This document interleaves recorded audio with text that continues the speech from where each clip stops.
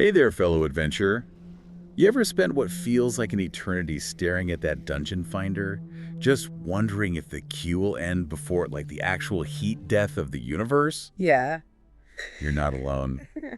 Today's deep dive is going to take us into the salty depths of the World of Warcraft forums, Oh boy. where we're going to try to unravel the eternal mystery of why are tanks and healers rarer than like a sober goblin on a Tuesday.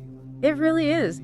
It's fascinating how this issue just resurfaces every expansion. It's like some kind of unkillable raid boss. Yeah. The forums are just they're overflowing with players lamenting the lack of tanks and healers. Oh, yeah. And let's be honest, some of these complaints are pure gold. Oh, absolutely. Hmm. We've got players threatening to sacrifice their left kidney for a decent tank. Oh yeah. Others claiming they've aged a decade waiting in queue. It's rough out there. Yeah, it's clearly a topic that touches a nerve. But behind the hyperbole, there's some genuine pain points we need to unpack. Absolutely. Starting with the dreaded tanxiety. Oh, yes. The crippling fear that comes with leading a group of overzealous DPS through a dungeon.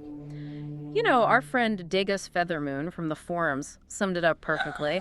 Knowing every route, timing every pull, managing aggro-swapping bosses. Oh my God. It's like trying to juggle chainsaws while riding a unicycle on a tightrope. And don't forget the ever-present fear of messing up and getting blamed for the wipe. Oh, God, yeah. It's enough to make even the most hardened veteran sweat through their armor. Oh, absolutely. I mean, who needs therapy when you can just tank a mythic plus dungeon, right? It's true. There's a reason tanxiety is a meme in the WoW community. Oh, totally. It speaks to the very real pressure that comes with the role. For sure. It's not just about knowing the mechanics, it's about feeling responsible for the success, or more often, the hilarious failure of the entire group. Especially when you've got those DPS who seem to think avoidance is a type of cheese. Oh, yeah. You know the ones? Standing in fire like it's a sunbathing spot. Oh, God! It's their favorite thing. Pulling extra mobs for fun, and generally making your life a living hell. Speaking of which, let's talk about those DPS devils. Yes, the DPS, the lifeblood of any raid. Yeah. But also, according to many tanks and healers, the source of their unending headaches. Oh, for sure. Colgrim Rimrest Accord actually suggested adding a button that lets tanks shock their DPS into compliance. Oh my God. I wonder if Blizzard is taking notes. Honestly, I wouldn't be surprised if that became a feature in the next expansion. Probably. But joking aside, there's a real sense of frustration here that goes beyond just DPS bad, tank good. It stems from that feeling of carrying the group, of constantly having to compensate for the mistakes, or, let's be honest, intentional chaos of others. It's true. It's like being the designated driver for a group of drunken goblins on their way to a gold-making seminar. Oh no. We're trying to keep everyone alive and on track while they're in the back, throwing empty flasks out the window and yelling at you to floor it. Oh my God, that is a terrifyingly accurate analogy. But let's shift gears for a moment and talk about the healers, because apparently keeping people alive in this game has become the digital equivalent of performing open heart surgery while riding a roller coaster.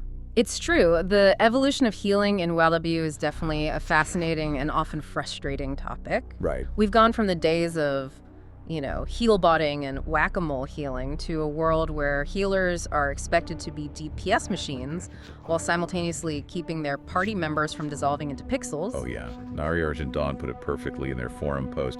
I feel like I'm constantly juggling chainsaws while riding a unicycle on a tightrope over a pit of lava, and if I drop a single chainsaw, everyone blames me for the wipe. Wow.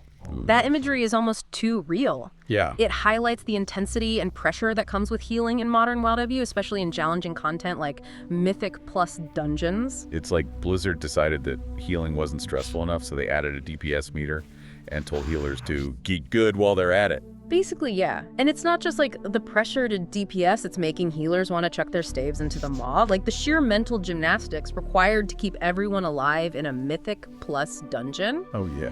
It's enough to make your brain melt. Tell me about it. Our forum friend, Tyrannin Skywall, Yeah? described it as playing chess while simultaneously doing your taxes blindfolded. Oh my God. I mean, A very apt comparison. it is. It's not just about reacting to damage. It's about anticipating every incoming attack planning cooldowns, Oh my God. Pre-healing, like a prophet predicting the apocalypse. Oh, yeah. And basically willing your party members to not stand in the bad. Right.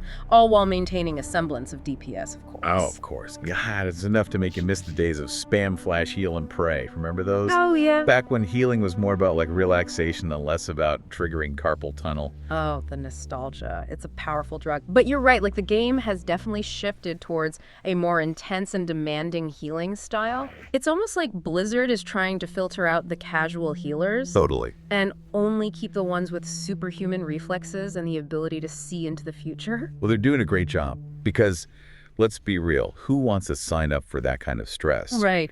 I get anxiety ordering food online, let alone trying to keep a group of random players alive while they're actively trying to die. Yeah, and speaking of anxiety, let's circle back for a second to our tanking friends who are dealing with their own special brand of stress. Remember Venturath Wyrmrest Accord? Yeah. They brought up the dreaded dungeon route memorization issue. Oh, the rate memorization. Wow. Oh, it's like a rite of passage for every aspiring tank. It is. You spend hours studying maps, watching videos, memorizing every twist and turn. Oh. Like you're training for a cartography competition. Yeah, right. And God forbid you deviate from the optimal route because the DPS will unleash their fury upon you like 1,000 suns. I know, it's like they expect tanks to have a built-in GPS. Oh. That guides them through the dungeon with perfect efficiency. Any deviation is met with suspicion, anger, Oh, yeah. and a barrage of go, go, go spam in the chat. It's enough to make you want to just park the tank in the middle of the dungeon and go make a sandwich. Oh, yeah. Who needs this kind of pressure? Yeah.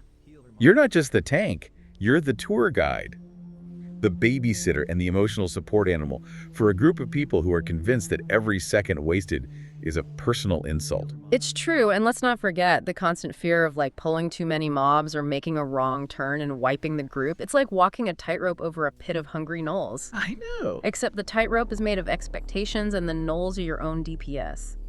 You know, for all the complaints about DPS, I'm starting to think that being a tank might actually be the more stressful role. I think so too. It's like being the captain of a ship where the crew is actively trying to mutiny and the only lifeboat is made of tissue paper. Pretty much, yeah. It's a delicate balance, that's for sure.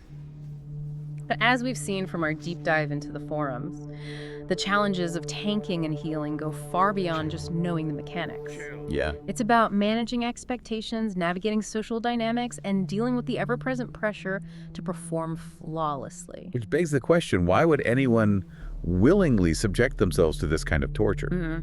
Is it the loot, the glory, Right. the sense of accomplishment that comes from successfully herding a group of cats through a dungeon? Well, before we spiral into an existential crisis about the meaning of tanking and healing in the digital age, let's not forget that there are players out there who genuinely enjoy these roles. Really? They do. They find the challenge rewarding, the gameplay engaging, Oh, wow. and the camaraderie, well, sometimes worth the hassle. Okay, so maybe there's a glimmer of hope after all. Yeah.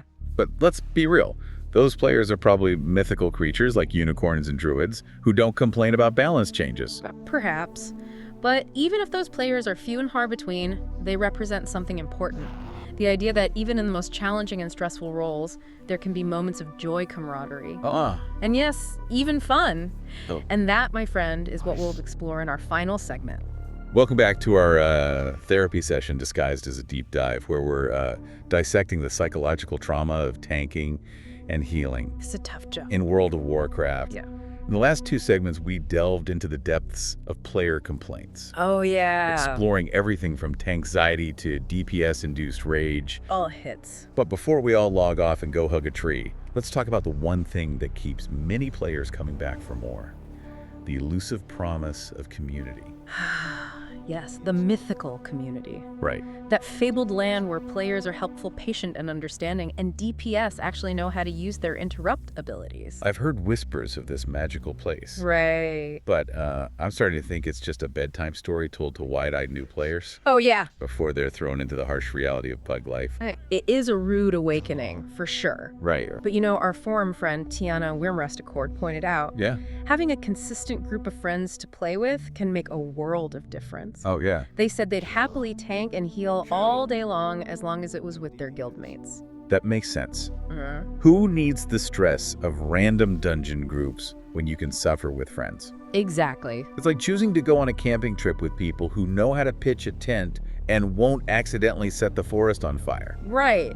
Like you're choosing your misery. Exactly. It's about trust shared experiences. Yeah. And the comfort of knowing that even if you wipe, at least you'll wipe with people who won't immediately kick you from the group.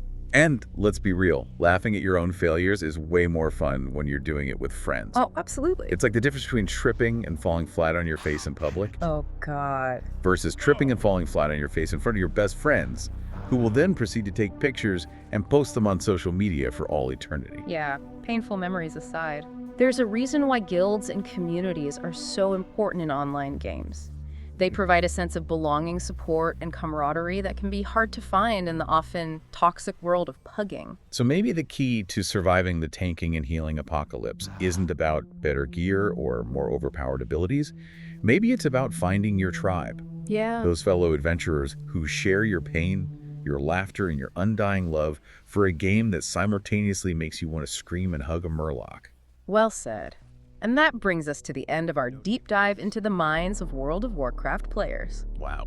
We've explored the challenges, the frustrations, and the occasional glimmers of hope that keep tanks and healers going.